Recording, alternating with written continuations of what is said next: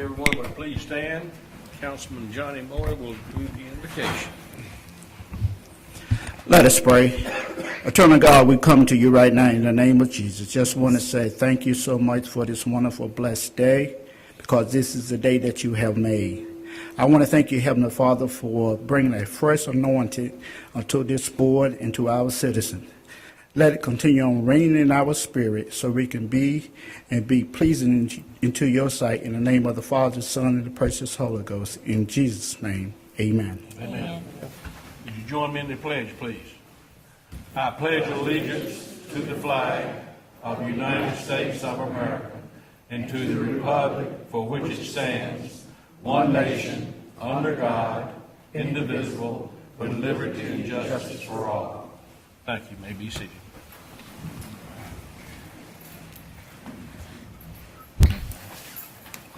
I'd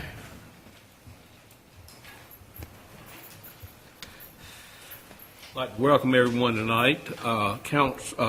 Commissioner Jimmy Garris called me, and as you well know, he attends almost all of our meetings, but he said he has a county commissioners meeting tonight at this time, so he would not be here. Item number 5 on the agenda is approval of the agenda. Do I hear a motion? I'd like to make a motion, Mayor, that to approve 2 changes. I'd like to have an old business item, church zoning request at the corner of Vernon White and Old Tar. I'd like to have that after Winterville Historical Society.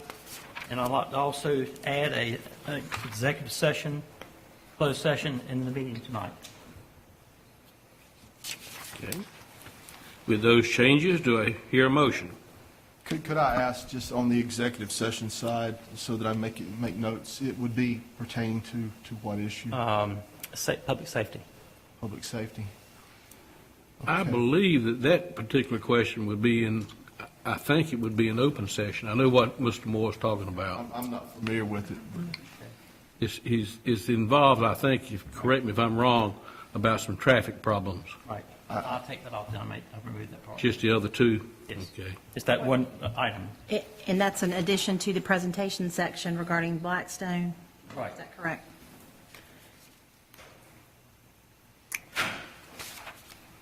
Do I hear a motion to approve with those changes?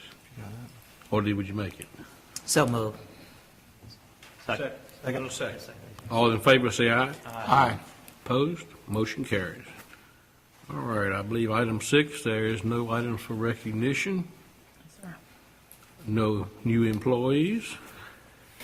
Item 8 is, the first one is presentation of the draft of the Economic Development Strategic Plan.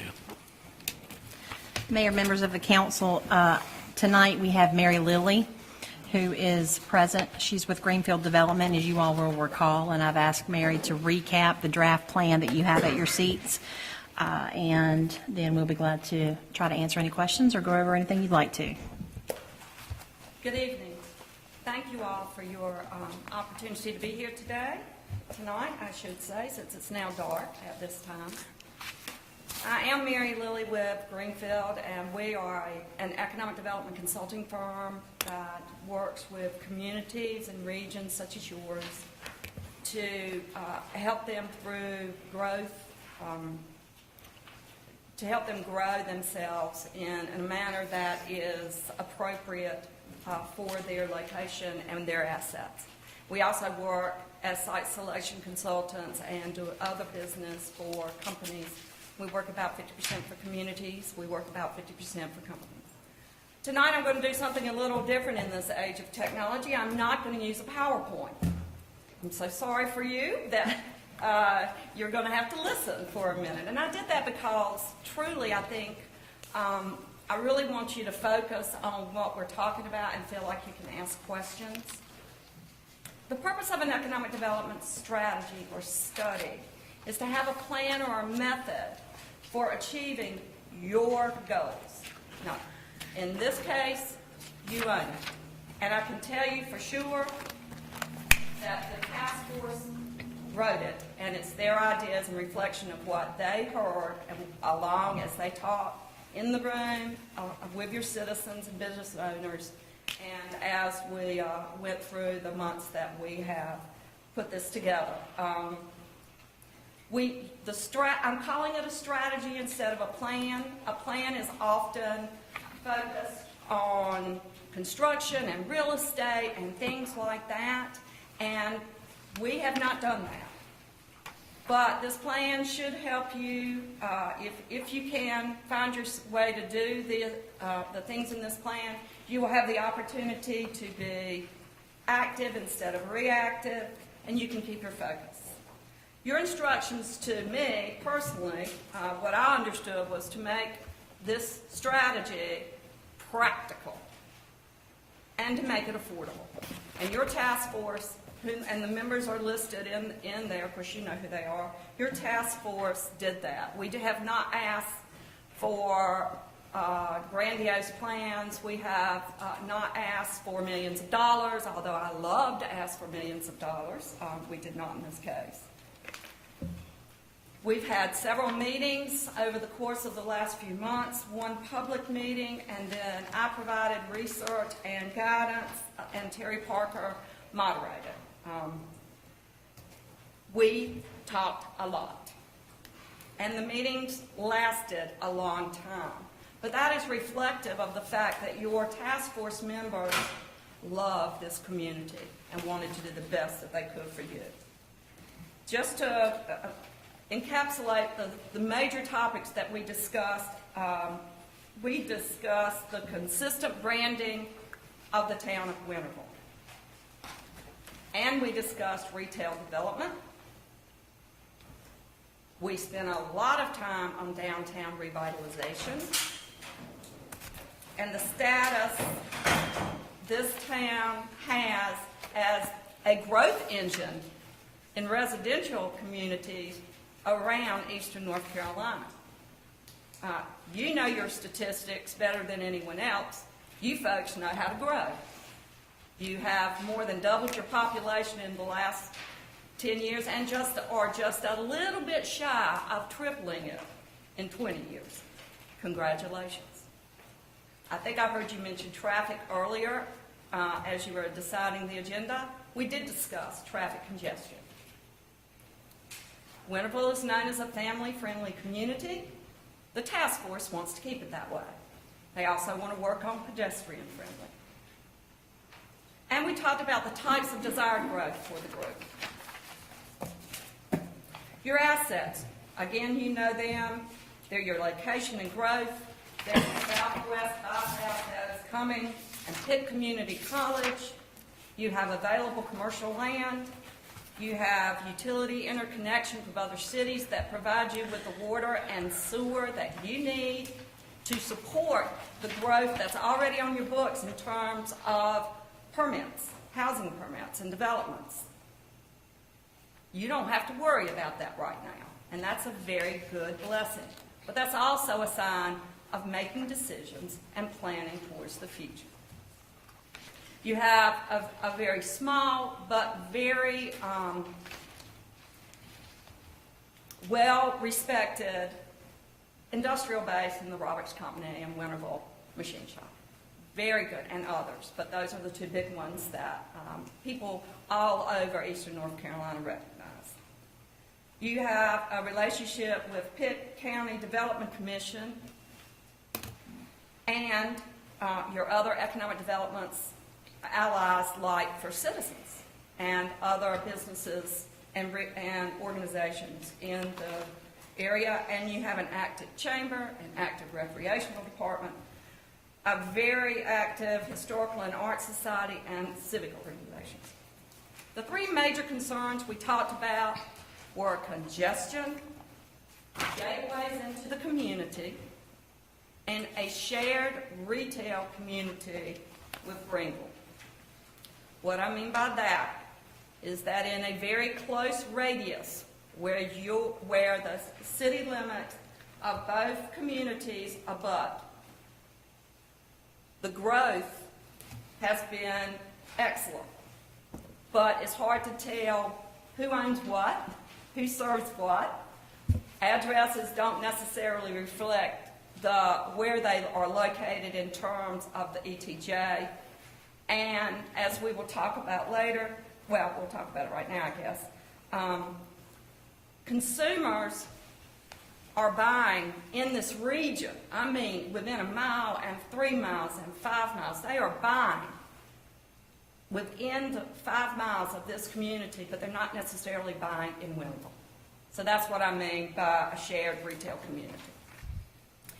Electric Cities of North Carolina provided retail leakage reports. Now these are, and they're in your packet, you'll see them at the end of the report.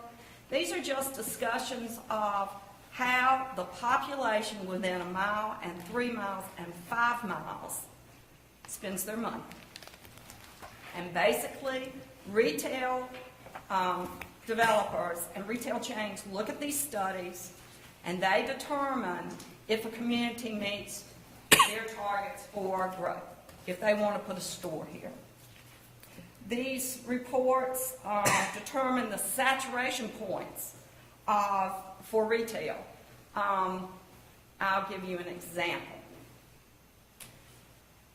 If every restaurant within 5 miles was a hot dog stand, you'd be saturated with hot dogs, and you would be able to open up to other types of restaurants. And these are just the Bible. This is the first step. Excuse me, it's not the Bible. It's the Bible for retail. When they're trying to make a decision, it is the first step. This is where they start. You now have those. We made some recommendations, and all the recommendations pretty much focus on downtown development, the Southwest Bypass, and the area around Pitt Community College. Our first recommendation is capitalize on the new bypass. How lucky are you that you are getting, even if it's a little ways away, a new highway corridor? Most communities don't get that every 50 years, but you have one. And so the task force was excited about that, but they are suggesting that you determine because DOT controls it, you find out from DOT where your gateways into the community are now going to be, because they're going to change, and you plan them. You just plan them. Decide what you want as the entrance into your community from that highway, and you fix your ordinances and make things work so that you get what you want. Before something pops up in 3 years, and they've bought a piece of land before construction has taken place, all of a sudden you have perhaps something you don't want in an area that you no longer you can't do anything about. And I suggest to you, along with the task force, that you look at planning these corridors, the skateway, jointly with the city of Greenville.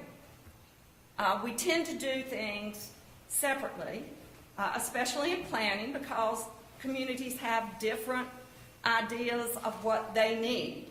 But in this case, I believe that your needs and desires for what you want to come off of the Southwest Bypass into the Winterville area are going to be exactly what Pitt Community College wants and what Greenville wants. You're going to want to continue the family-friendly, beautiful small town that you are.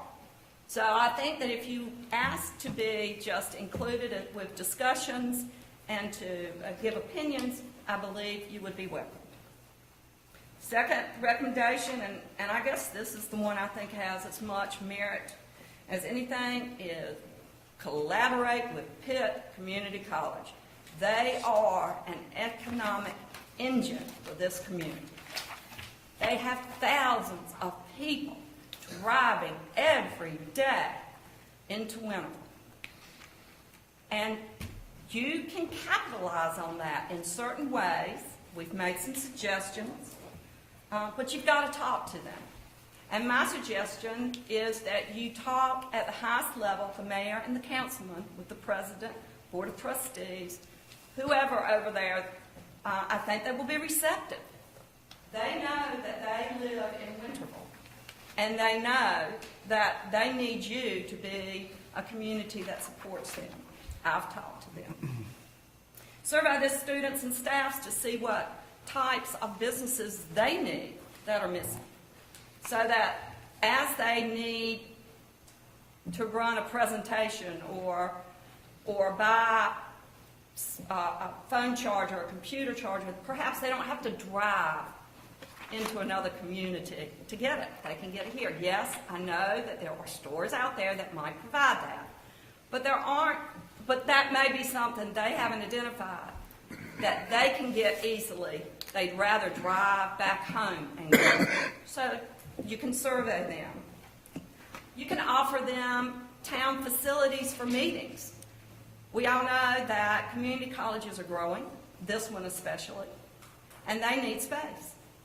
This is a beautiful room. You've done a great job with your town hall.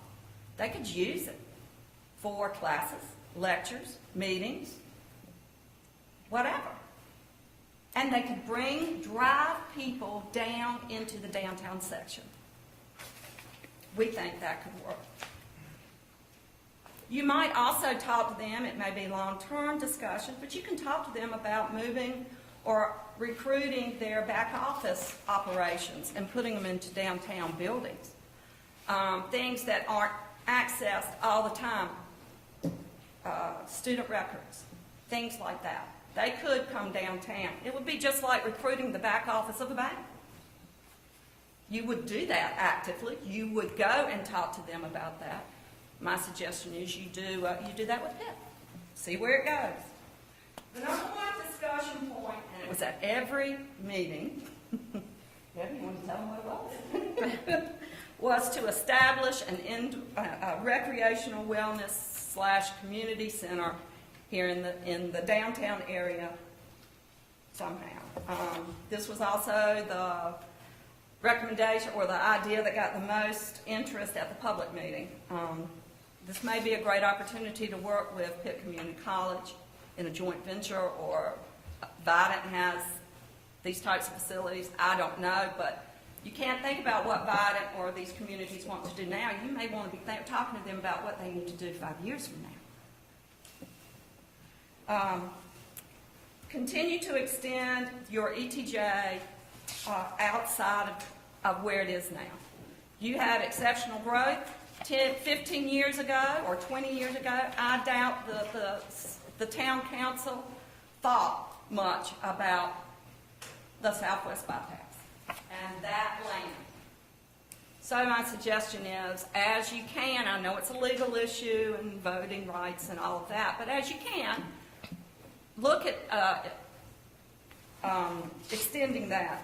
That is the best way for you to control your growth and get what you want out of the next few years. You're already doing this, but we put it anyway to encourage you to continue. You need to review your zoning and development ordinances often, maybe every year. We have in small towns, well, everywhere, the great ability to change our building codes when the state changes something.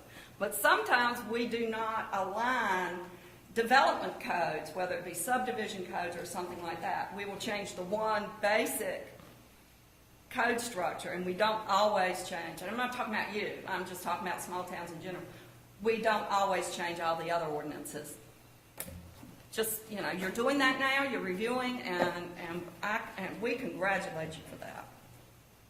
We also talked a great deal about downtown vitalization. This is a long-term process. You have started your own efforts through applying for the Main Street program. That is fabulous. You're waiting to be designated. Hopefully that will work. But there's a lot to be done, and you can do these things with or without designation. Define a town center. The task force would like to have a green space that is known as Winterville's downtown center. The difference between a town and a suburb is that a town has a center, a place to congregate, place for families, place of local activity and connection. In a suburb, it's just houses. So we suggest you do that. Signage is important. We talked a whole lot, Councilman Cooper, we talked a whole lot about traffic patterns and road names. That is also part of downtown revitalization. You're already offering art as a focal point in the downtown area. Congratulations. I think that is really cool. That's a great thing to do. We suggest you look at the depot site. I know it's not owned by the town, and I know you're going to hear from them later. And I might be saying something that they've already handled. I don't know, since you're also on the agenda. Some of the things that I threw out there were the new big thing in small towns is dog parks. Everybody wants to take their dog out to exercise. And I think that's great. They have to have somewhere to go. And I know there are some around, but there's no reason one couldn't be here. There's also skateboarding parks, and there are also other activities. You just need to think about what works for the owners of the property and for the community, and that may cost some money, but it's an idea, and it will do one thing that is essential for downtown revitalization. It will bring people off the highway into the downtown. Now, what you do with them after you get them down here is dependent not just on you, but is also dependent on business owners. So we might have to cultivate a little work there, too. Excuse me. We're asking, and you're already doing this to a great extent, Alan does a great job, continue to support your real estate developers. Retail chains want specific sites. You can't just say we're a great town. You've got to give them a piece of property, and you need to know if somebody, Neiman Marcus, they were in the news recently, if they want a 2-acre parcel, a 5-acre parcel, or 50-acre parcel. And then when you go to talk to them, because these folks will talk to you, then you've got to take them what fits what they need. There's a trade show that I go to every year with Electric City, specifically to recruit, in general terms, for all communities in the Electric City system for retail. And it's massive. It's in Vegas. There's also a small one in Atlanta. It's very affordable to go to Atlanta. You drive down, you spend one night, and you talk to the people, and these are the actual company representatives who want to put stores. And you may hear that Neiman Marcus is going to put 150 new stores in the United States, and 50 of them are going to be in the southeastern United States. You can use that information to get in front of them. Electric cities, and I'm just telling you, you have allies that will help you. You have banks that have commercial lenders who know what's going on in the retail business. You have people who are residential builders and developers who have counterparts in the retail side. They will help you if you ask for information. And you have the best resource I know, and I do sound like a commercial sometimes, but it is true. Electric Cities, 2 years ago, hired a retail development specialist. And he does nothing but work with small towns on the right site, to go with the right chain, to go in that community. That is a fabulous asset. And I know that he has been here and talked to the town. He does. I would suggest to you that that's a great resource.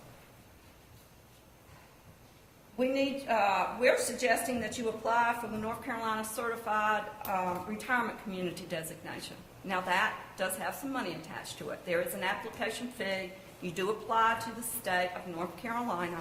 They certify you or they don't certify you. If they certify you, you are then eligible to do collaborative advertising with them at events and trade shows, and it's really an amazing opportunity. But if they don't invest you, they give you your money back. So you've got an opportunity there. The task force feels strongly that retirees are a market for additional growth in this community. And then the other thing, and this is personal because my brother came to your last Little League tournament. There's no motel here. There are certain businesses that this community needs, and you know, someone needs to be talking now, looking for those sites. And these are just some that we came up with. I mean, they were staying out of Winterville for that example, and they would have loved to have been staying here. Motel, medical services, dry cleaner pickup, copy center. I said copy, not coffee. Sorry about that. We have other ideas in there. We have not asked you, again, to do much more than some research, put your faith into your own marketing and your statistics, because you show well. When you see that kind of growth, and you see a community with this new highway, and you've got Winterville Parkway, and yes, I do sometimes stumble over the road names. I apologize for that, but I'm willing. You have a lot of excellent things going on. You just need to organize it and work hard. It'll be hard work. And put the time in for the long haul, because none of this is quick or easy. But you are ahead of the game, and you continue to grow. You're doing somebody's doing something right. And I do appreciate your listening to us, and I will leave you with a saying we use with all of our community development clients. It's a Japanese proverb, and it goes like this. Vision without action is a daydream. Action without vision is a nightmare. So if there are any questions, there's a lot more information in the report, but if there are any questions, I will be happy to answer them. We do have Councilman Cooper, who is on the task force, Ms. Robertson, and I know I saw Mr. Moy at couple of meetings, and we've got Debbie here. Who else is here? Alan's at the planning meeting. Wouldn't have any questions? Very good, extensive report, it seems to be. Well, Debbie did a lot of work. You have one correction about the access Davenport Road? Sir? The access comment. To me, that is something someone needs to be calling DOT about all the time. That's why in our report you will see that we actually suggest somebody go to DOT and say, hey, wait a minute, we need we either need it replanned or we need a second access, a gateway into 903, we've asked for 903 repeatedly. And they've said no each time. I know that. But my question is, you have a couple of, you have a couple of big dogs in that question. You have Pitt Community College, and you have companies, big industrial complex. Has to get in and out of this new bypass some way. And I just wonder if you all went in there at the same time and don't do it once, but do it every month. Somebody new calls from the town saying, do you realize what you're getting ready to do? I do think there's an opportunity for them to at least plan in the construction phase for future changes. Right now, they're going to build it exactly like they want to build it, but if they know that they're getting ready to do, and I've seen them do this, if they know they're getting ready to have an issue with access or safety or congestion, they will build the road to allow for drainage or a new, another lane to come in or something like that, they will design it and that way and build it one way and then be able to change it. They did that on US Highway 64 between Rocky Mount. They had an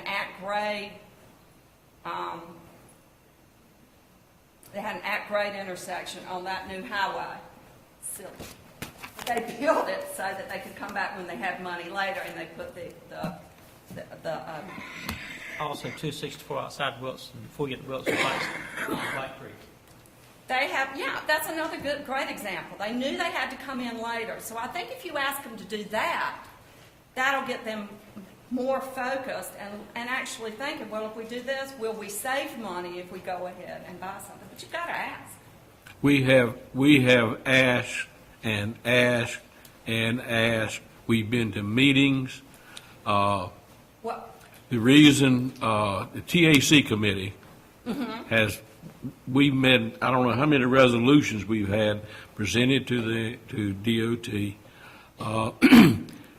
To me, it makes more sense to have I call it exit off of this outer loop at 903. But that's out of the question. That is historical dirt out there in the Rinston area. It will not go there. We said, okay, go down to Davenport Farm Road.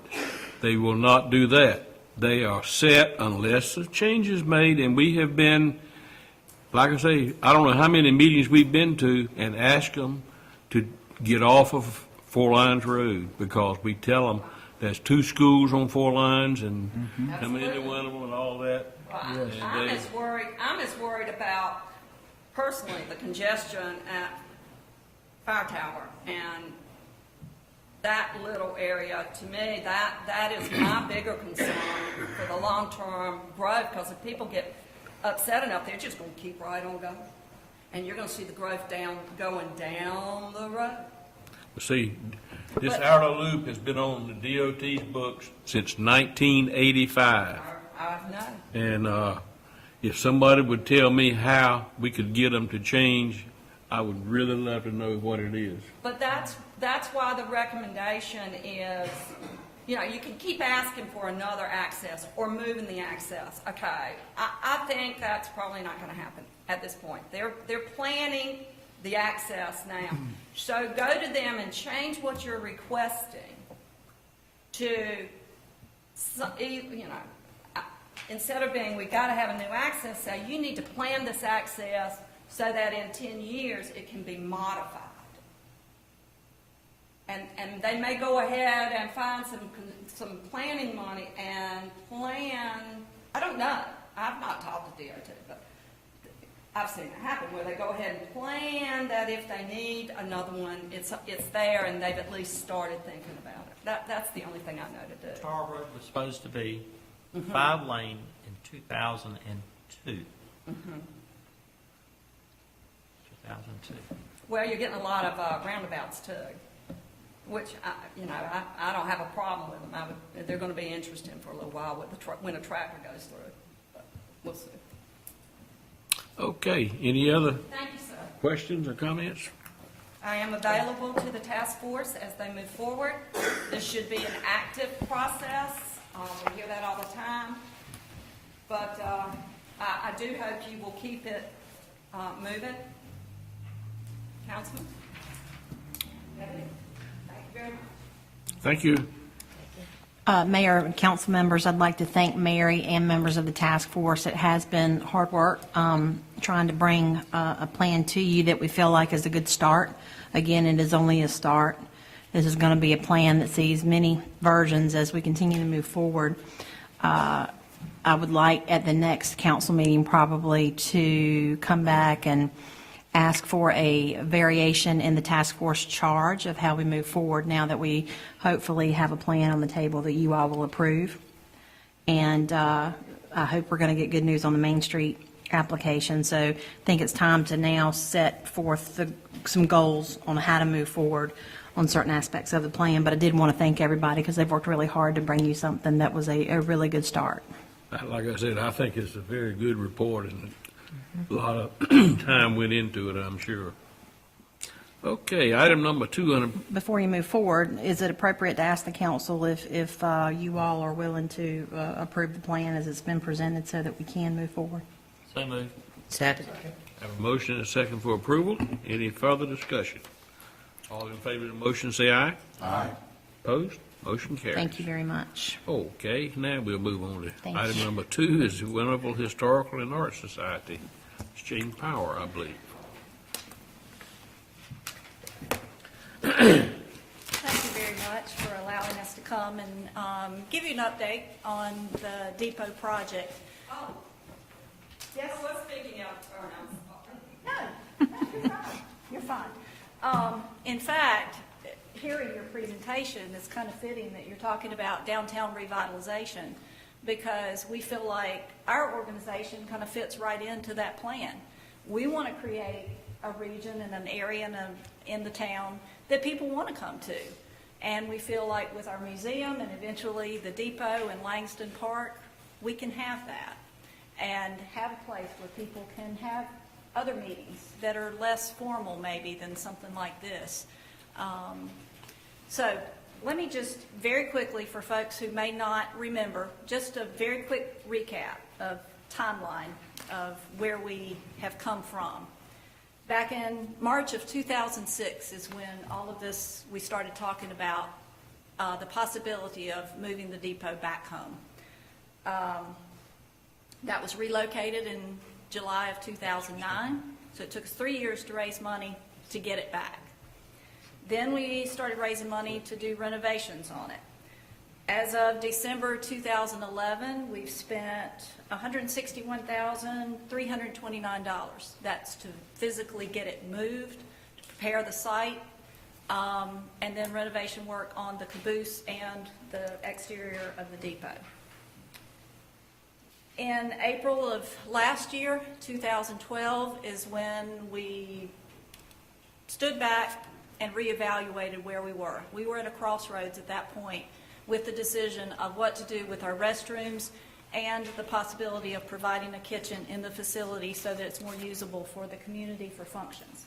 I think everyone would agree that, well, code of course requires the restrooms, but to make a space that you can rent for serving food and preparing things like that, you've got to have the kitchen facility as well. So in April 2012, the board decided to stop work and reevaluate and then help to design a plan that would include those restrooms and kitchen facility as an addition to the historic depot. We started the design work in September of last year. We received a $10,000 grant from the Marion Stedman Covington Foundation in October of 2012. We did a quilt raffle that Mary Forlines made the quilt for us. We made $3,247 there. We've continued to do additional private fundraising from private individuals and businesses.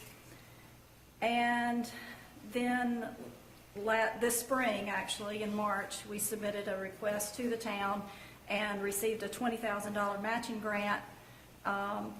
And then at the same time, we were also receiving estimates on the project and, getting our costs together. So where are we right now? We have submitted some grant requests. Unfortunately, several of those have been denied. We have resubmitted those recently. We're keeping our fingers crossed, but no assurances of that. Our contributions to date is $53,182.40. That's for the addition and completion of the facility as it is right now. Our expenses to date is close to $3,000. That includes the quilt raffle. It includes we've got an upcoming pancake supper. It includes the expenses for that. And Mary, hold up the plans right there. We have the plans completed. Michael Dunn donated his services. We paid for the engineering services. So Dunn & Dalton has prepared our architectural documents. So we're set to go. And last month, our board decided to expend up to $40,000 of our funds to get work moving and to show visibility and progress with the platform steps, the railing, and then some interior finish work with the historic part of the depot. So that's where we are with the funding and the process. We're getting estimates, final estimates, now that we have the actual architectural plans, because we were working off of schematic drawings back last year. So those are ready. We're talking to several contractors to make the determination of who we feel like is best to proceed with the project. Let's see. Based on the schematics, we were at $130,650. $130,650. I can't say it. $130,650 was our estimate. So we've raised $53,182, and our expenses are about $3,000 at this point. So right now we have a balance of $57,467 to raise. So that's where we are. Hopefully in the next month and a half, we will make that commitment with the contractor to start the work on the platform steps. I hope you've noticed that we've cleaned up a little bit. It looks a lot better. Thank you for the grass cutting that you do. We greatly appreciate it. But we had some volunteers to come out and move the wood, get it looking better, so at least it's presentable as an entrance into the town. Any questions? Jane, is the entire 2 acres cleared at this time? Pardon? Is the entire 2 acres cleared? Yet 2 acres total, right? You know, I'm not sure what the total 1 acre's cleared. What's the name of the park going to be? Langston Park was the agreement with the donated property. What type of kitchen will it be? It will not be an elaborate industrial kitchen. It's going to be a simple, functional processing of food type kitchen. How many square feet are in the building itself? Since the bathrooms that be put on the outside, how many square feet inside the building? I do not know the square footage. I'm sorry. What's the width and length then? We can look at the plans. I've got those with me. We can certainly calculate what So the you square need about footage is. You need about $57,000 to complete the project, correct? That is correct. Yes.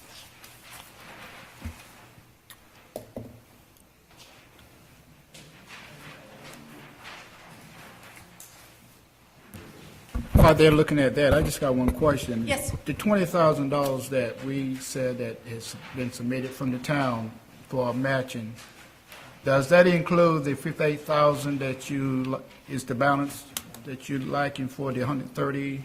To complete our fundraising, that $57,000 is inclusive of our portion of the $20,000. Yes. It does not include your contribution to us. So- Even though it's not physically with us, we have it calculated into our figures. So if you calculate that so you were speaking of less than 58,000? No, it's about $57,467 to complete. And granted, let me say this is all based on our preliminary schematic drawings, but I think that they were pretty tight. We did not change the square footage from that. That didn't change. So it's just fine-tuning details like the railing that goes around. We didn't know what it should be. And Michael Dunn came to us with some options, and we felt like the option that we chose is very suitable. It's a combination of a galvanized pipe railing with vertical wood posts. So it's lower maintenance because you don't have the rotting wood that you would have with wooden railings. And I think it's a nice industrial type look that's fitting for the depot as well. Will there be a fence of any type around the property? We haven't gotten that far with that idea. Before you go much further, you know, consider lighting, maybe the town could help you initially with lighting. That would be fabulous. Because you're sitting out there vulnerable if you don't have lighting. That's right. And motion eventually, sensors, the whole idea of developing the park that was kind of the vision of the donor. She would like to see a park, play park, and trails or whatever back into as you know, it used to be cleared a lot more than it is now. We've had vegetation over the years growing, as well as some storms that we've got felled trees that need to be addressed. have you addressed the cost of the sign? Is she going to pay for the cost of the sign? Will y'all pay for the cost of the sign? We have not, and I've actually talked with the donor about developing what that's going to look like pretty soon, so that she has kind of a say in how that needs to be represented. Could we ask that you meet with our town manager and look at what kind of agreement, if we chose to help fund this additional money, about the town using the facility? At this time, we're using the Public Works building for meetings. Some nonprofits use that facility. And maybe we come up with an agreement, if you could sit down with 10 minutes, what would you agree to do with her, you know? And sometime meet with her in the next 30 days. Sure, we can do that, absolutely. Something where the town says, well, we have some little ownership. For instance, the house. In the past, each nonprofit organization was able to meet there one night per month. And of course, the Chamber of Commerce met there. The Rotary Club met there at one time. It's been a few years ago. And now the Rotary Club has its own building. My concern is the kitchen. At this time, the focal point for our community years ago was the fire department. When it was built, it was not built with a commercial kitchen. The Kiwanis Club had a commercial kitchen, but it's outdated. And we will still be without a commercial kitchen for fundraising purposes, unless we use the schools, but those kind of things. I think the occupancy of our building, was it 80 people out with the square footage, you recall? And what's the square footage of Public Works building? Is it the same? I am not sure. What is the, I'm not- Occupancy. what's the number for the community building, community room here? If I may defer to either fire chief or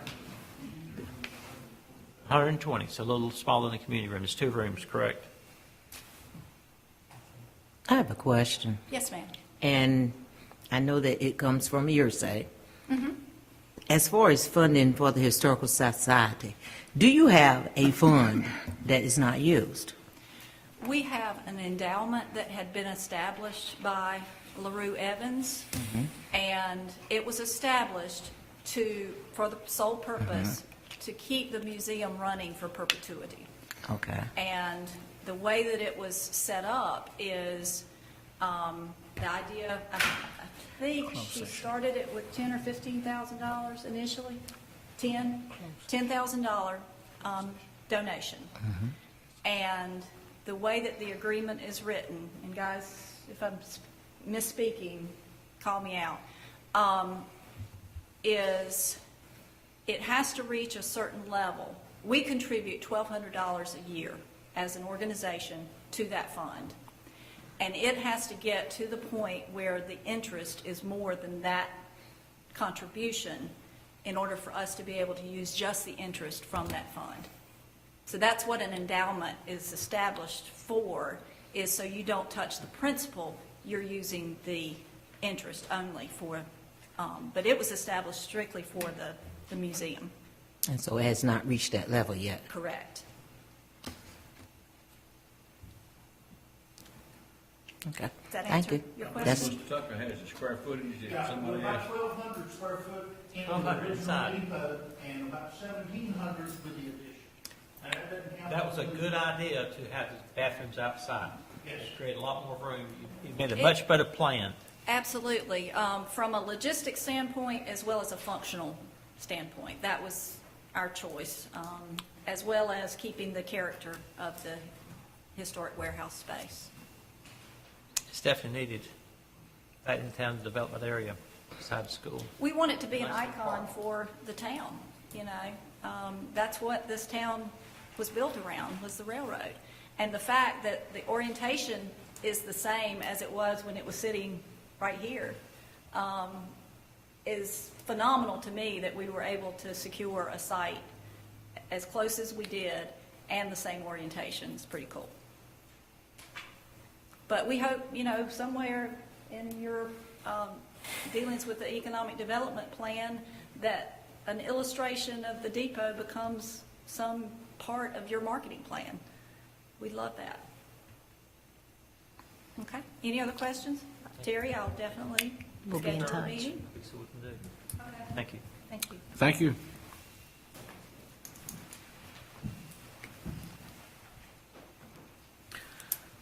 I don't believe we have any public hearings.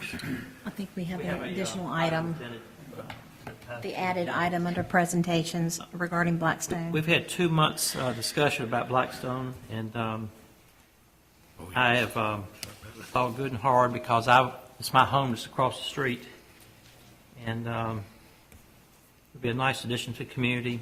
They can't help the DOT. They've written a letter to the DOT. Thank you, Mike, for the letter. We need all the help we can get. DOT needs to be a little more friendly to our town. Thank you for the effort.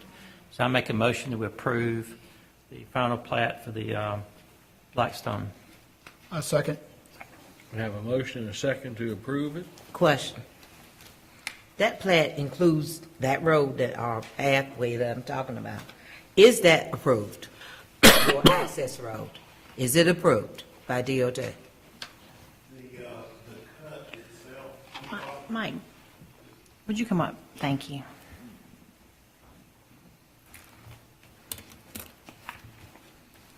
The cut and its location is approved.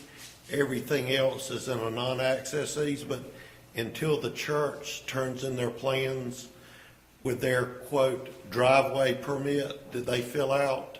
They won't have an actual driveway permit, but the location of where that entrance is yes, ma'am, is approved, and it's in an email that was sent from Woody Jarvis to Alan Lilly when we were in the earlier stages of this project. But the church, when they complete their site plan, they turn it in. One of the things, they'll be doing stormwater plan, erosion control plan. They have to submit a driveway permit. The driveway, I have seen their plan, is where the approved cut in the non-access easement is.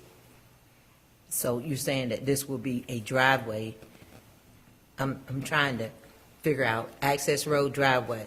I'm hearing two different things. Well, it serves as both. It's going to be a driveway for the church, a drive aisle into their parking lot, as well as it's going to be a, quote, 26-foot fire rescue utility access easement. I can't remember the plan, so this access road leads to that driveway? The end of it is at the driveway? Thank you. I'm trying, because that's the only problem I have with the plan. Yes, ma'am. That this would be a road instead of just, It is not, Ms. Robertson, it is not, no, it is not, quote, a public road. and that's my only objection to the plan. Yes, I do ma'am. feel like we need another access for the people in that area, since we could get an access. If we're doing a modified plan, I would assume that we could get the plan modified for this. And I think I would ask our board members to please look at this carefully and just think about the safety of those people in that area, giving them another way out, all of the people in that development. I really feel that this is a safety issue, and I think that we need to look at it carefully from that standpoint. I'm not against the church. I, welcome the church to our community. I just feel that this part of the plan should be looked at carefully by our board, and we consider it carefully before we build another subdivision that has one way in and one way out. I know the subdivision was approved long before we had to follow those guidelines. But now those guidelines are in place. And if they're in place for the safety of our citizens. And I would hope that we would look at that when we're approving this subdivision plan.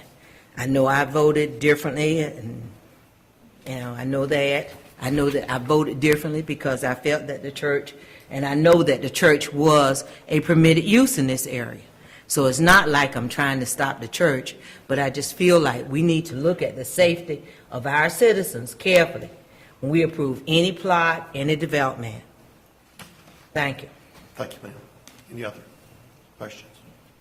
All right, thank you.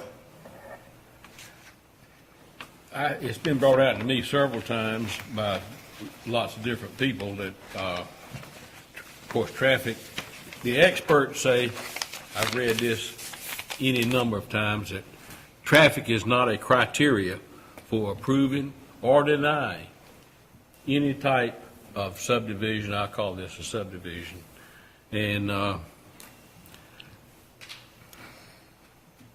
it's my understanding that if this is approved for a church, 2 times a week, about 2 times a week is about all the traffic that's going to be involved in it, that or any excess traffic. I'll call it excess.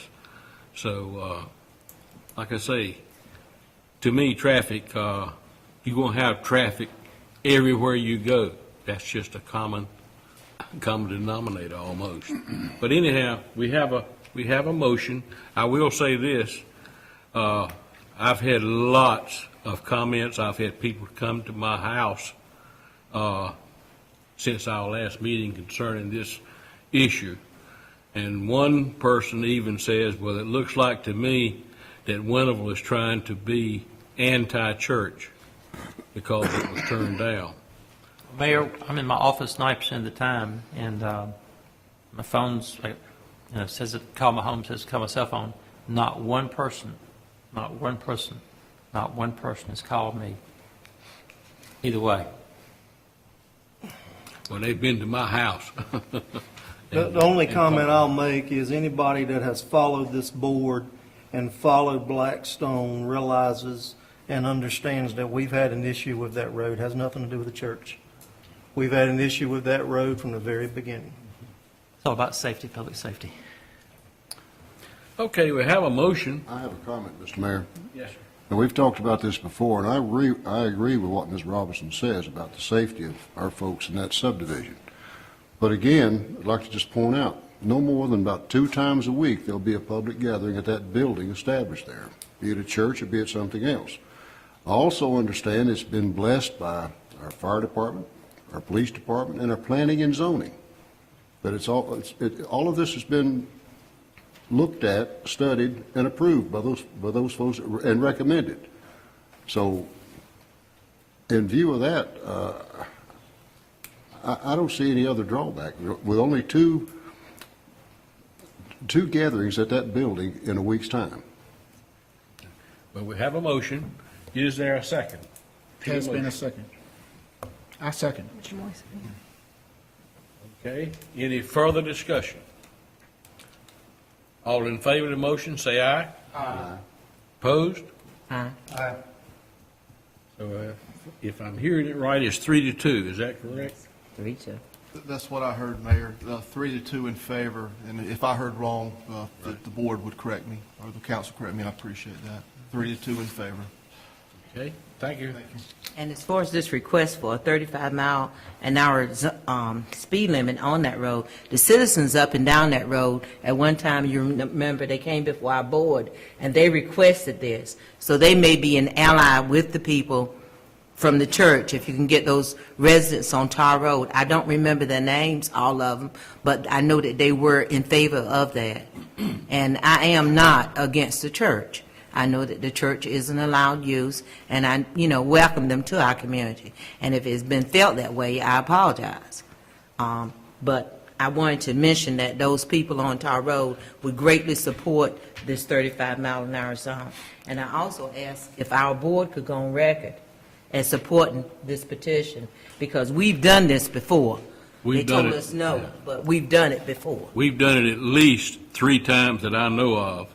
We have approached DOT to lower the speed limit, at least from roughly Cedar Ridge to Worthington Road to 35. And DOT, every single time it says no. We have a new engineer, and I think Farrell Blunt from Pitt County is on that DOT board. So let's do a letter to our new engineer and to Farrell Blunt to go along with this letter, asking again that they reconsider it and to lower the speed limit to 35 miles per hour. I wish it were 35, but I make a motion, we write a letter to DOT and Farrell Blunt, our concern. I will make sure that this letter is forwarded, I will forward it from the church's representative. I'll make sure this is the DOT, the district engineer, as well as the division engineer, John Rouse, his hands on all. Thank you. okay. Mayor, thank you. Say again. We've got a motion and a second to write the letter to DOT To the new engineer and to, The I assume that representative both board members. and Mr. Blunt. All in favor of the motion, say aye. Aye. Opposed, motion carries. Okay. All righty. The next is public comment, and Mike Baldwin had filled out one, but I'm assuming he's, Y'all just took care of it. okay, I think so. But we do have one other, and it's been a pretty much thing agreed on several years ago that when we have a public comment that I'm supposed to read. The public comment period of 30 minutes provides an opportunity for residents to comment on any item included in the agenda or to address the town council on any other matter related to the town of Winterville. For an item included in the public hearing section of the agenda, residents should address the council at the time the mayor invites public comment on the item. Excuse me. No public comment may be made during the council during the meeting except during the public comment period or as part of a public hearing. Individual speakers are limited to a maximum of 3 minutes, and no more than 3 speakers may address the council on a single matter. The town council may elect to take no action on the matter addressed by the speaker, may schedule the matter for further consideration at a future council meeting, or may refer the matter to town staff for disposition. Copies of the public comment period or policy, are available in the rear of the assembly room. Next item is Miss Nina Wilson at the house at 133 Boyd Street. Good afternoon, evening, council members, mayor. My name is, as he said, Nina Wilson, blonde hair. And I'm speaking on behalf of my mother, Josephine Wilson, who's present with the property at 133 Boyd Street. And just as a recap of time, back in the late 80s, 88, 89, this property was approved for revitalization, renovations, whatever. I have a copy of the actual approved this particular property of that house. It was a 9-room house and it was reduced down to 7 rooms. We met with the contractors. What it was happening was it was a 2-story house and they were going to eliminate the 2nd story.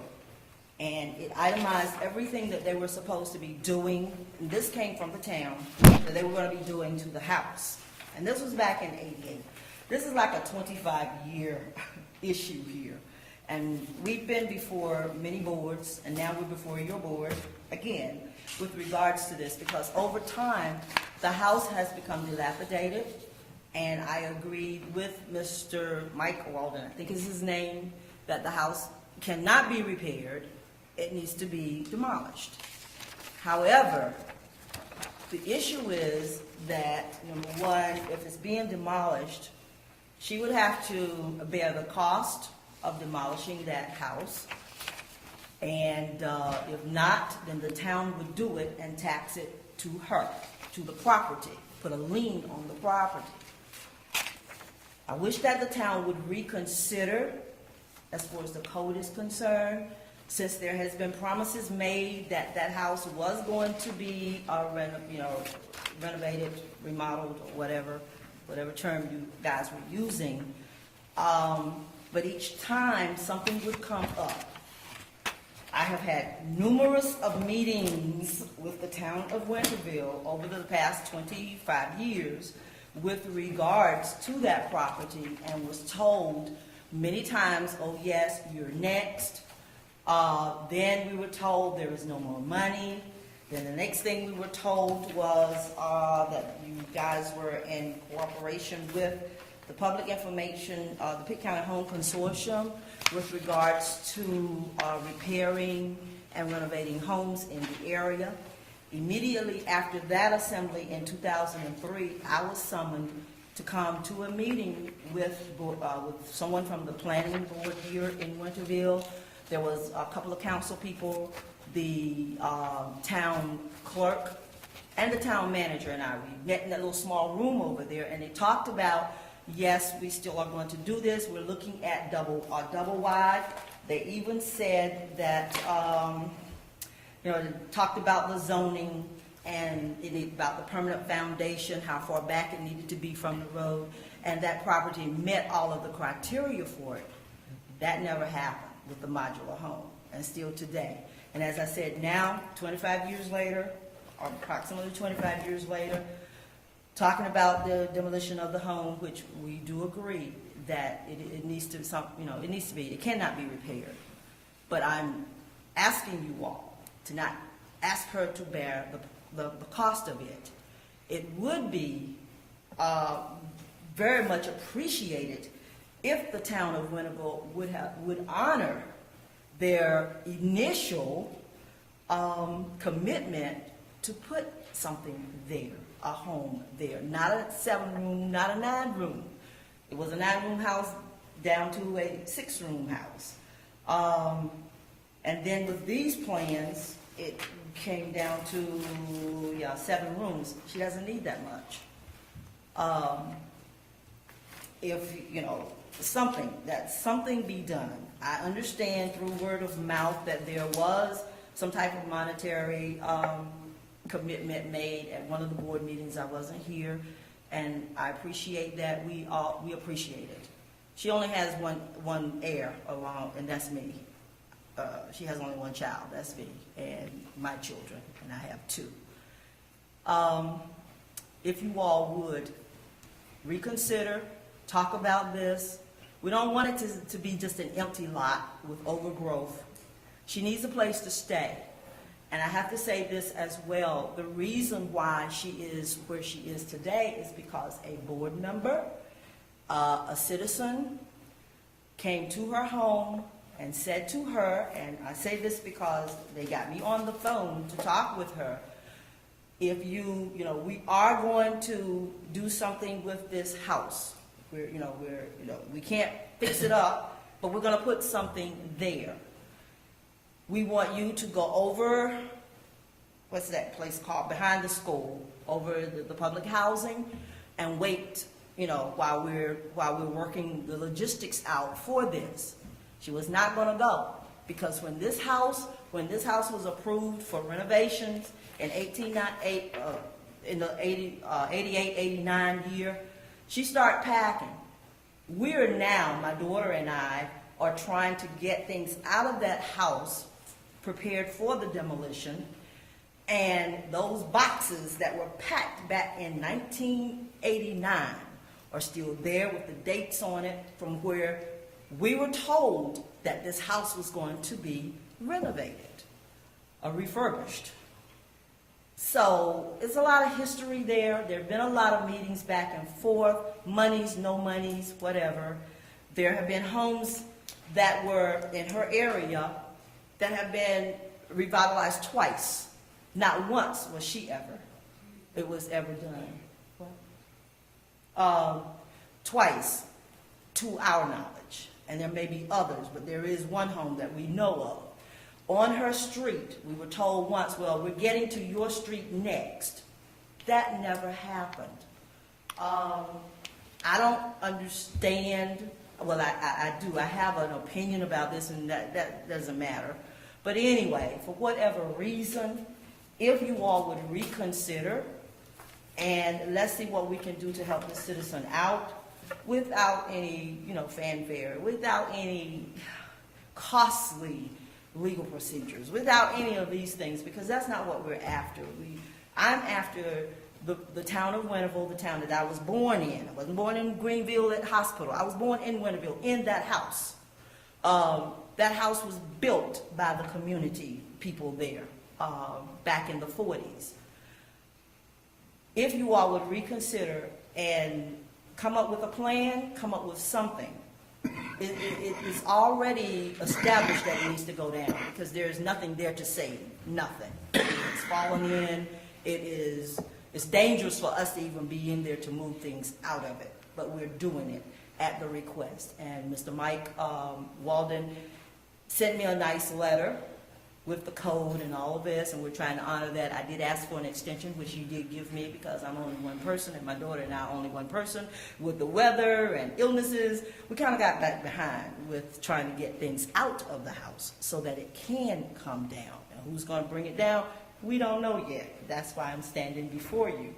What's going to be put there? I don't know. That's why I'm standing before you all, asking for your mercy, asking you for your reconsiderations, and for the integrity of this town with its commitments to its citizens. Reconsider your position, and let's see what we can do to try to help her. And that's basically all that I have to say right now. I remember very well, we did 31 houses, and we put complete double wides. We've done some houses 2 and 3 times. You're correct there. We do have some money available, but let's let the town manager speak just for a minute, and I'll make another comment about the house. So the county could not do anything to the house, correct? Didn't meet their criteria? I don't think I realized until tonight how long this thing has been going on. I'm a little taken aback. And to be honest, a complete file has not been located in town hall. So if I could get some copies of some paperwork you have, that would be great.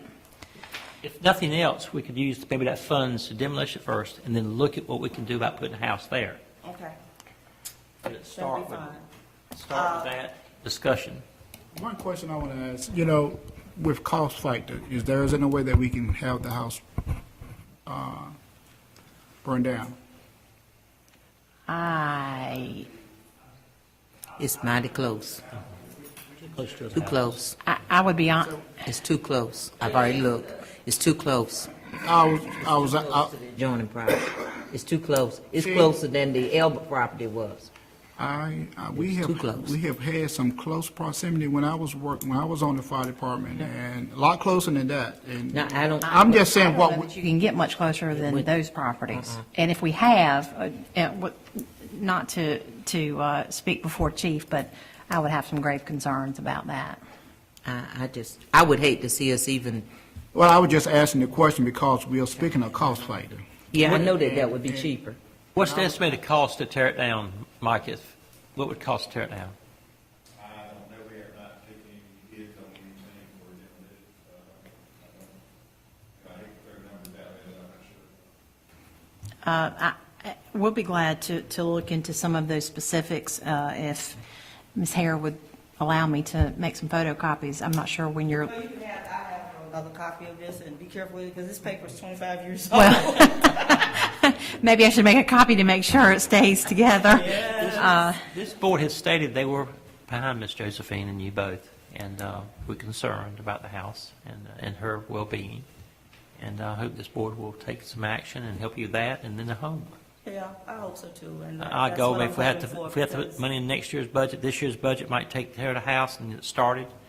I hope we will do something, because I think promises were made, and I know for a fact a number of houses were done twice, and they were rental houses. There were many houses that were rental, Yes. And these people didn't have to pay anything for these rental houses to be renovated. Yes. Now, that's different when you own a house. She owned her house and renovating the house. There's a difference. And that was a major complaint. But anyway. Well, we're not the only community that does that either. I think, No. like Terry said, if she can get some copies and find out what, May I approach? Thank you so much. we're, Is that your original? Okay. Okay. Because I was going to tell you to give her, The town provided you with several copies of that at the time when they were passing those out. We met with the contractor, at least I met with the contractor because they explained to me what they were gonna do to the house. That particular, somewhere in the records is supposed to be a signed document approving that right there. And all we have is the what is it, the TCA number that's on there? That was, 490 something. I guess that was the reference code, I don't know, but. Unfortunately, it's all before my time, but this will help Oh, me yes. continue to look for a document. I hate to see a vacant lot there. Who's familiar with this, because this is an issue that has been going on for now 25 years. But thank you for this. Still got one more question. You did say to, town manager and the chief, you were saying that the house is too close to have burned down, so we're looking at then to have it demolished, and we're gonna get a price on that, hopefully. I Very soon. actually spoke in front of Chief. I don't know that he ever answered.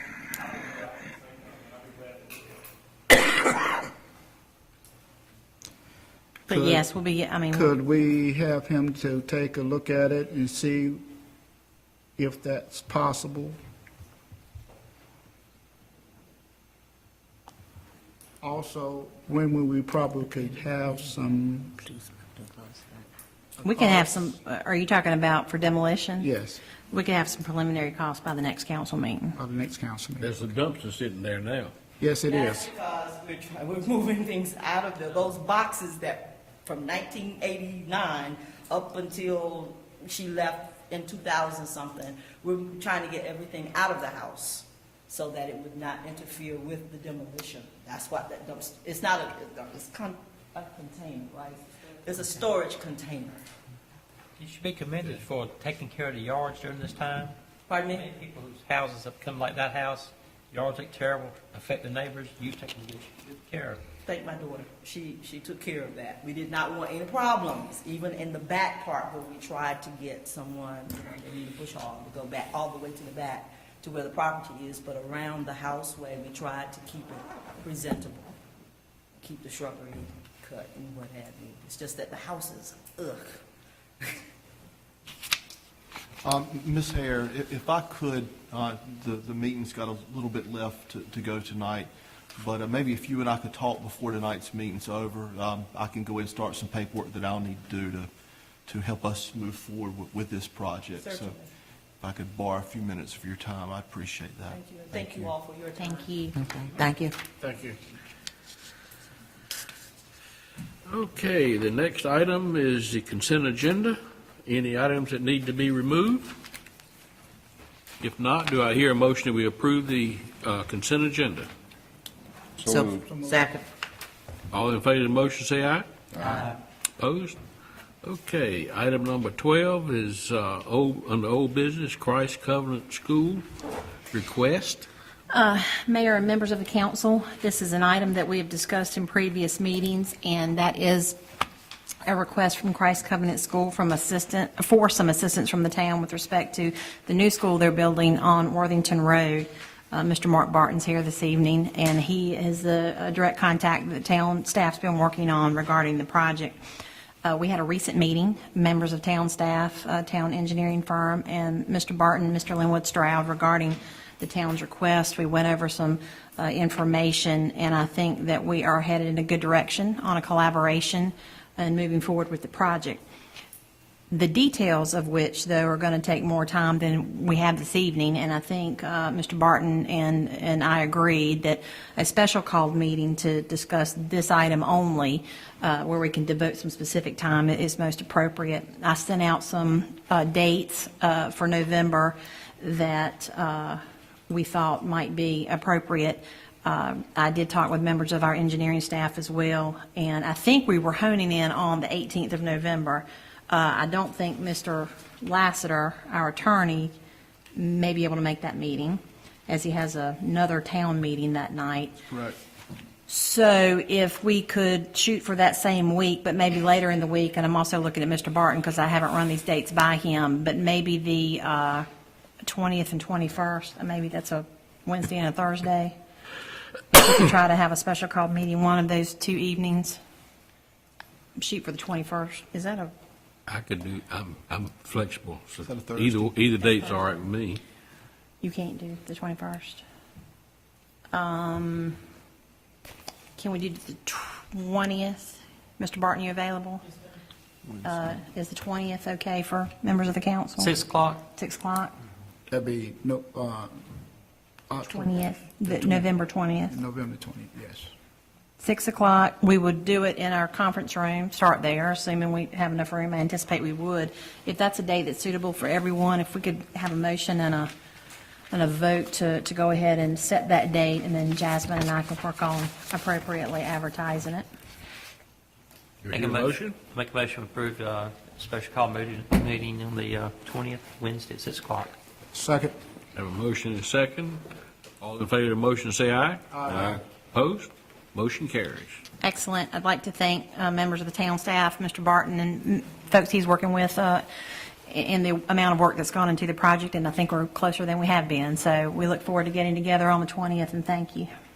Thank you. Okay, item number 2, discussion of an appointed representative for Mideast. I think that, and I don't want to speak out of turn, but I believe we're discussing this issue as Councilman Tony Moore, who is our current appointed representative to Mideast, may need to step down from continuing to do that. Councilwoman Veronica Robertson has been the alternate. I don't want to speak for Ms. Robertson, but I think she may be interested in being the full-time appointed representative if the council will so appoint her. I make a motion to appoint Veronica Robertson representative of the Peace Commission. We have a motion and a second. Quick second. Hallelujah. Should I dance later All on? in favor of the motion? All opposed? Motion carries. She is a new Congratulations. representative. That's good. Councilman Moore, thank you for being the appointed representative. Councilwoman Robertson, thank you for agreeing to do that. Okay, item number 13 is new business. None that I know of. All right, item 14, beg your pardon? I'd like to add one for new business. Okay, I think the Pitt County has started a program about our senior citizen in the county, and plus, I think also in the town also, that, the ones that live alone, what they do, they just call like once a month or twice just to check on our senior citizen to make sure that they are okay, and if not, we send a responder over to check them out and make sure that they are okay. I think Pitt County has something like that already in place. I'd like for us here in the town of Winterville to kind of piggyback on that and make sure that we are doing what we could for our senior citizens here in town. I think that is a sheriff's department. That's sheriff. Okay, Pitt County Sheriff then, I right? think it is. Okay. It In 1973, I think it's a great program for our senior citizens. Bill Whitehurst, our chief of police, he named 64 senior citizens that he visited every month. Widows. Wow. 64 in 1973. I remember going to his house, but he talked. You visit each one? Yes, I stopped by. Because Winterville was much, much, much, much smaller, and he was the only person. Because when he left, we didn't have police officers for about 3 or 4 months. Well, if the council allowed staff to put together a program of that nature, and we'll report back what we're doing. They might want to, seniors might want to say they'd like to have somebody checking in once in a while. They might like to have someone from Winterville. It might be a small number. You never know. We will. I think the sheriff's department program is actually, a lot of it done with telephone. Right. And not visited That's- in person. Mr. Mayor, that's done every day, and those senior citizens, they have to call in Well, they have to call in. by a certain time. If they do not call in, then someone at the sheriff's department calls them. They also have an agreement with those people out there, and they've got to be a certain age and over and live alone.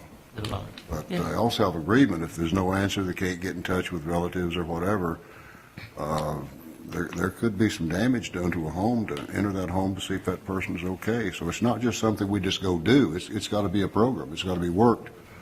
And it will put an extra burden on the police department. I think it'd be a good idea if our manager and possibly the chief, we get together and come up with some type of. We'll look into it and report back. I have something that I like to talk about. Yes, but, yeah. During the past couple of weeks, the area on Tyson Street, there have been some problems there. I emailed the chief and talked to him about them. I talked to Lieutenant Raby about the problem. I was told to call 911 when a problem occurred. Last week, one night, they were cursing, fussing, and probably fighting down there. I called 911 as instructed. The police responded. The crowd was dispersed. I gave my name to the 911 operator. A day later, someone came to one of my relatives and said, we're down here because your aunt reported that this one person was causing a problem.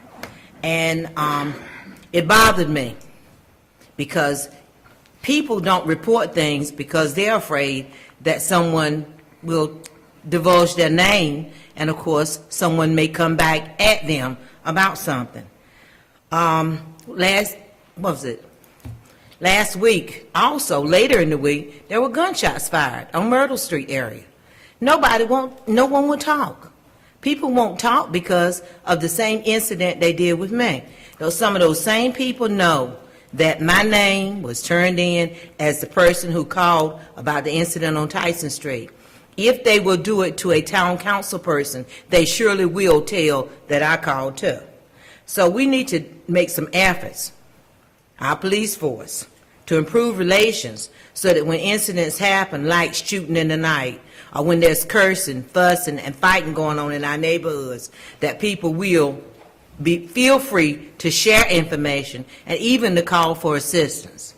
I was called by some residents. I live on Gardner Street. You know I don't know what's going on unless it gets really, really loud.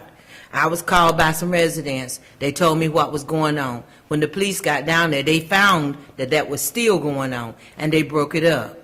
But it should have been done so that whatever I did, no one would know my name and wouldn't know who I was. And it bothers me that my name was turned over to someone to say that Ms. Robertson like I'm calling in about Mr. Moore. Where I didn't call in about Mr. Moore, I called in because there was a disruption. And that's it. Was that something the dispatcher told the Winterville Police Department? It had to come from someone in power. I identified myself to the dispatcher.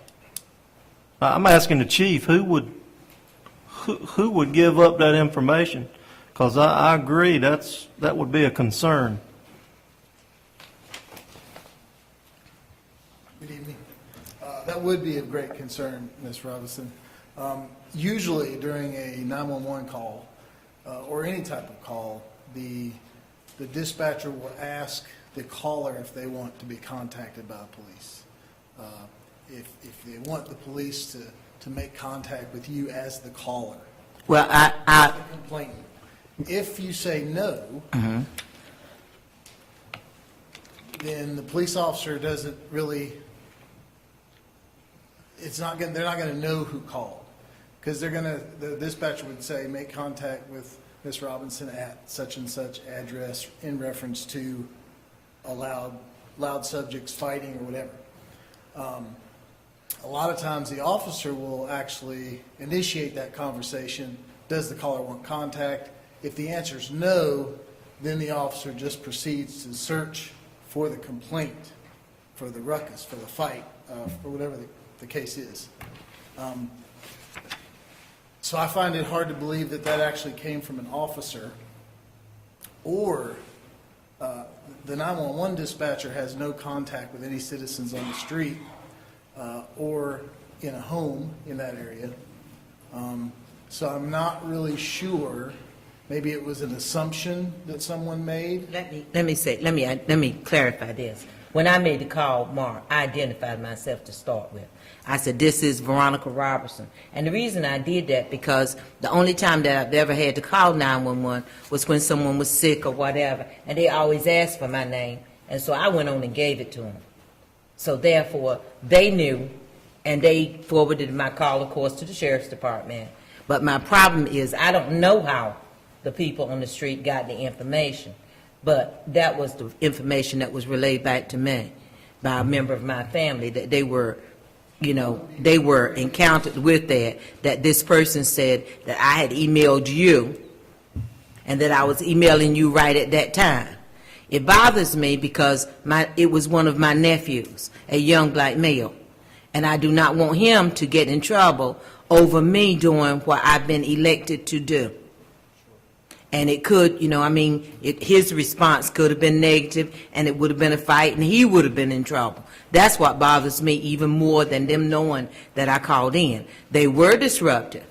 The police, came down. They found the situation that they needed to disperse, in that area. But I just, it's like confidentiality. If we want people to tell who's doing things so we can get these things out of our community, they have to do it with a reasonable, they have confidence that there will be no repercussions, that late at night I don't have to worry about someone coming in my yard. We've had cars set on fire in our community. We don't know why. We don't want these things to happen. Yes, ma'am. We would actually be very guarded because we without the citizens assisting us, we are at a real disadvantage. So I appreciate your confidence in your officers, but I would like for you to look into this matter to see if you can determine if it did come from your department. I know you're confident. I would hope that it wouldn't come from your department, but please to look into it to make sure that it didn't come from your department. And if I could ask, maybe if your family member would be willing to say No. who said that. No. Okay. I'm not going to involve them in it at all. And I talked at length with Mr. Henderson about the same issue, and the steps that we've taken on Tyson Street is, we've got extra directed patrols there.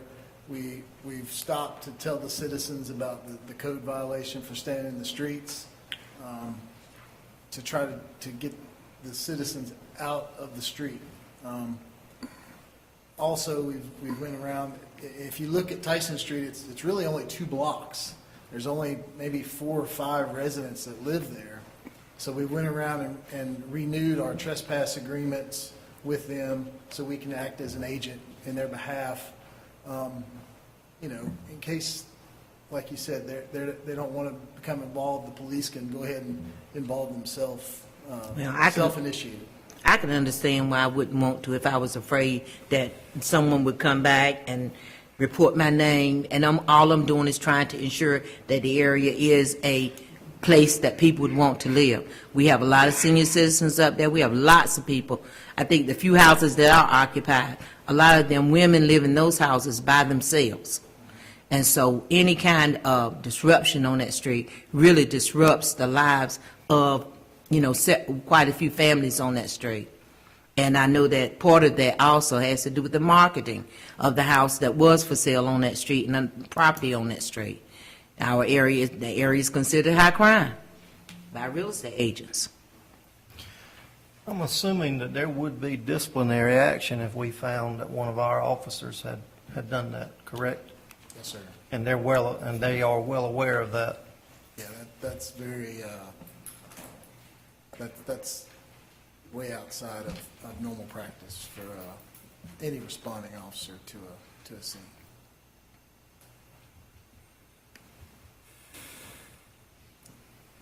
Thank you.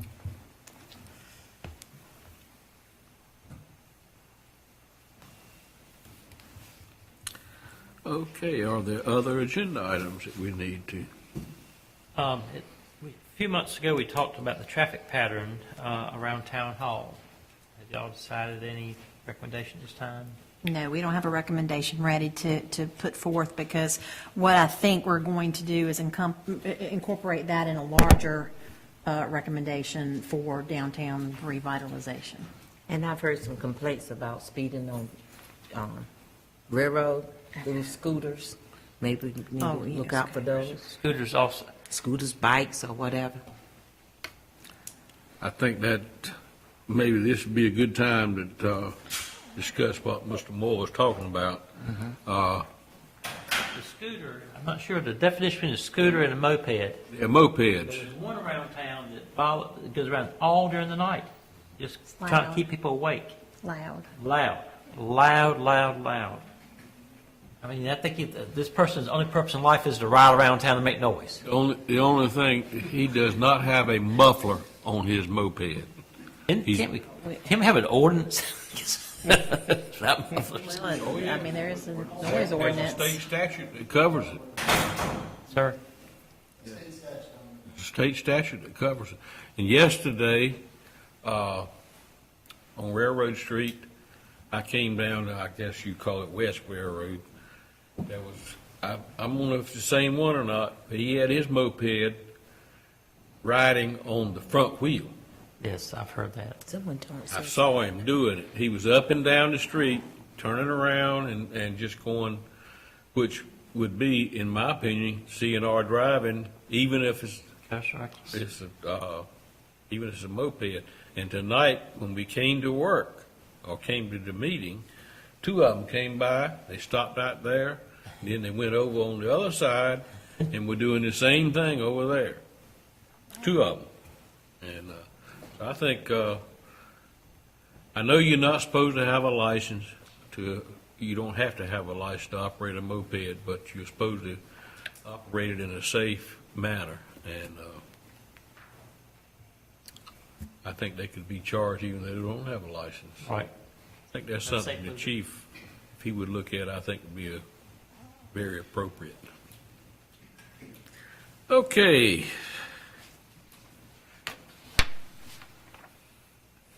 Next, any of the staff members over there have anything they would like to, if they do, come forward and,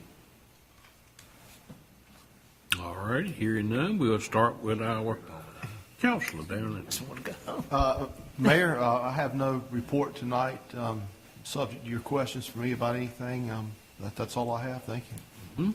Okay, Mr. Moore? Okay, Veterans Day will be on Veterans Day, November 11th, 2 o'clock. Police Department, I hope you'll bring your drink machine concession stand out for us that day. Block off Main and Railroad about 20 minutes to 2. Tim Sup moving up will be giving the singing, a couple songs. The mayor, of course, will be there and make a few comments. Giles Cutler for the RTC at South Central will be the guest speaker. Looking for a beautiful day to honor our veterans. Each veteran that comes will have an opportunity to speak in our town. And that's about their life as a former veteran. Also, we're going to probably do something special for Mr. Milton May. He always came and always spoke every single year. We'll sure miss him. We're going to miss him. Absolutely, May, we're going to miss him. I also have another good report. I've talked to our board chairman, Board of Education chairman. They're going to do the 2 front sidewalks at A.G. Cox that look so bad. The superintendent is supposed to contact us about what we may help in conjunction with the school about sidewalks. My concern is a sidewalk along Ames Street, even if it's a state road. We have a lot of those neighborhood kids walk across the street, and we don't have any sidewalks there. I'd like to fix the sidewalk along in front of A.G. Cox Gym. But he'll be calling soon to address the issue about. I walked up to the park one night, and there's no sidewalk around the school. It's the only school in the county with no parking off campus. That concerns me. Now, I also, Evan, you mentioned about a grand marshal. Who was that grand marshal last year? The grand marshal last year was the Pitt County Girls Softball League World Series champions. It was the 12U team. Okay. Miss Debbie, who was our citizen of the year this past year?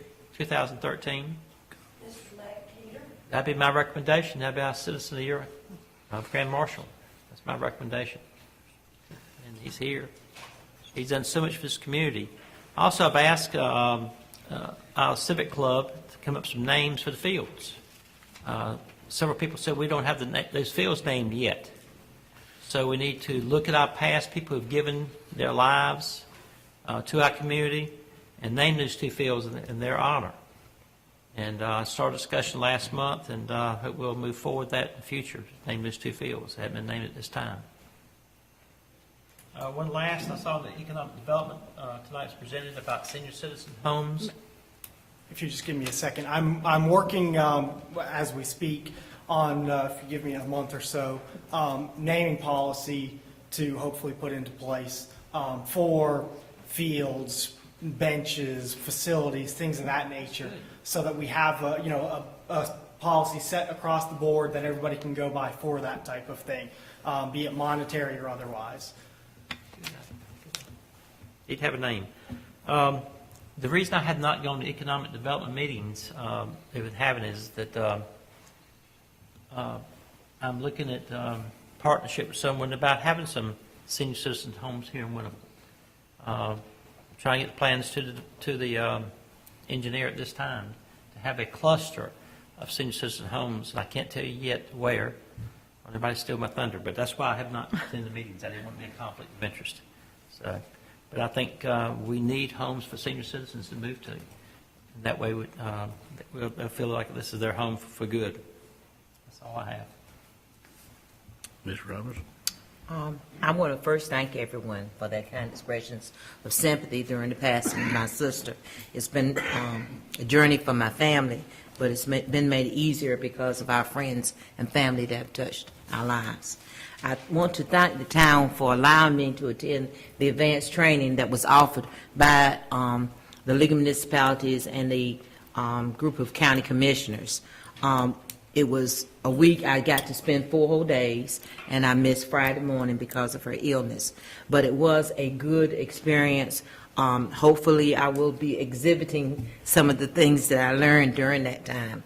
And because of that advanced training, I was recognized at NCLM for the advanced training, and I had on my wonderful pen and my wonderful shirt. And I've also attained the level of master as far as the training that goes with them. And I do want to thank the town for allowing me to go to the conference. It was in Hickory. It was well attended. They always have good workshops, and we always have a great opportunity to find out from other municipalities what they are doing and to see what the state guidelines are for certain things that are concerning our communities. So I do want to thank you for both of those opportunities. I don't have anything, Mayor. No more than that. I'd just like to thank the board and the citizens for allowing me to go to the municipality league conference. It was 5 points of items that really stuck to my mind. I've written them down. One of them was the power of imagination, the power of your voice. Think of an idea to change in the world and put it into action.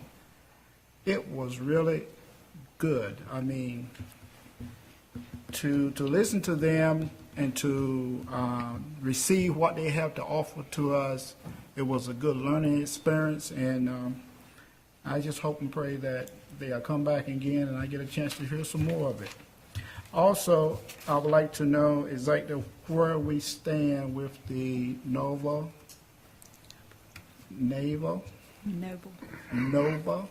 Canal. Noble. That's what I said the first time, but I was corrected. And I'd like to know also the 2 homes that we have for repair, minor repair. That is the minor repair that we were speaking of for Ms. Bridges, and I think was some repair work that we suggested for the Blunts. If I may, I will give you an update on the housing first. I think tonight represented another, with Ms. Wilson's scenario, another reason that the town needs to specify and create what its own housing program, what that's going to entail. Having said that, in the process of trying to share information with the county, please keep in mind that other than the budgetary funds we set aside, that we do not get any direct scattered site rehabilitation monies. That is all funneled through the county at this juncture. So houses we have worked on in the past, projects we've had in the past are done in conjunction with the county. So yes, the two names that you all have given me are added to a pretty lengthy list of folks in Winterville that have housing needs, and we're in the process of trying to determine who's been in what pipeline, how long, and how we're moving forward. Having said that, I don't have any specific update for you yet because, again, we don't have any, we don't have a program and policies to go with that in place currently. So obviously, it is my recommendation that we continue to work towards getting that in place so that we can then try to figure out how we're going to help folks who are in need from a housing perspective. Well, the one for, especially for Ms. Bridges, that's one that is definite needs some attention to immediately. I agree. Yes, But we I mean- have more than, not to slight her needs at all, but Right. it is astounding the needs, and a lot of them involve safety that need to be addressed by someone as soon as possible. So where are we at? Where we are is I'm in the process of trying to put together a housing policy to bring before you so that you can approve. I believe, and I'm doing this off memory, and Anthony, $20,000 in the budget for housing this year. Yes. Okay, so that's our money. We've got to figure out how we want to spend it, but that's it. Once it's gone, it's gone. Anything in conjunction with the county will have to be done through their coffers. So I'll have a better update once I have a better feel for making a recommendation. Do we have any money available last year? This time we had vacancies, we had additional monies. Yes. Do we have any vacancies that we don't have filled at this time? We can use some of that money for vacancies. We don't have any that are going to bring any substantial monies to add towards that, no, sir. How many vacancies do we have now? We have 3 currently that we've advertised, and all of those periods have closed, and they've not been open for any extended period of time. Do we have any particular contractor that we use to do this type of minor repair that can go by and look and see exactly what need to be done so we can have a cost? I mean, we don't even know how much it's going to cost to get it done. No, we don't. We haven't dealt, to my knowledge, in the whole time I've been here directly with a contractor, that we've done the work ourselves. As far as I know, it's all been done through a joint effort with the county. I think it would have to be put out with bids. Well, definitely. All right, I think that if we could, if we can't do any of them immediately, but Ms. Bridges definitely needs some work done to it as soon as it could be done. Well, and again, I don't have any. And I understand that we got a list of folks already on the list. You know, even listen to what we have here tonight, you know, that's important to me also. But I'm just saying that she is still in her home, and this home is, you know, it needs some attention to. Well, again, I don't have anybody on staff that is certified to do income verification. So currently, we've got no process to pull off of internally. So that's what I'm trying to work on to bring you, because I'm sure her need is great, but again, we don't have any internal process for how people have been selected and how their income's been verified and all of those things that usually are utilized when you do scattered site rehabilitation. Could we contact the Grifton Baptist men? And maybe they have an estimator on there? I'm not sure that group is still intact as they were. I need to double check that. Well, most of these people are on the list with the county, aren't they? Well, that's what I'm working with Mr. Okay. Rhodes to verify that. Okay. And some of those income verifications have been done. So I'll have a better sense of where we are as soon as I am able to get more information from them. Does that answer? Yeah, unless we can get a contract or somebody, and we don't have that in place, so, How about the last question you asked? got an over canal. Noble Canal, council needs to have a long discussion about where we're going with that project. I have information to share, and you all will need to make some decisions after I share that information. Okay. I think the bottom line, both of these questions, is money. Is what? Is what?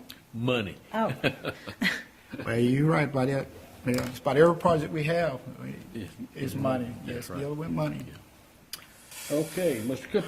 Oh, I enjoyed the conference, the NC League. I think it was great. I have nothing else. Thank you. And as a footnote, Mr. Moore has achieved the level of practitioner due to his involvement with the league and within their training activities. Thank you. Ms. Parker. well, I was going to congratulate both Councilwoman Robertson and Councilwoman Moy for being recognized for their achievements at the league conference. I enjoyed attending the conference with those of you that attended. I think it was a great one, and we learned a lot. So we will continue to move forward, carrying that good knowledge that we obtained there. Thank you. Ms. Jasmine. I didn't forget you. Thanks. Announcements. The Employee Appreciation Luncheon is October 24th. Yes, from 12 to 2 in the community room. Mayor's Night Out Thursday at 7. Trail of Terror Friday from 6 to 11. You looking for volunteers to work out there? I don't have any. Any volunteer? The fair was fun, though.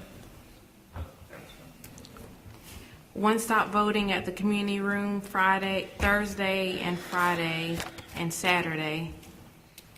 Election Day, Tuesday, November 5th. Veterans Day, Monday, November the 11th. Town offices will be closed. And our regular November meeting will be scheduled for Tuesday at 7 on November 12th. Thank you. We're going to meet on Yes, Okay. at 7. Monday's You all agreed to that some time ago. Set the calendar. Just a reminder. You're welcome. Okay, Jasmine mentioned that Mayor's Night Out this coming Thursday night. Mr. Davis, Board of Elections, has been invited to attend. Anyone else that would like to attend, feel free to come. We usually meet right over here in the conference room. The first meeting we had with the Mayor's Night Out, it was almost standing room only. Since then, the crowds have kind of diminished. The last meeting, we had one person to show up in addition to the newspaper report. If there's nothing else, do I hear a motion? We adjourn.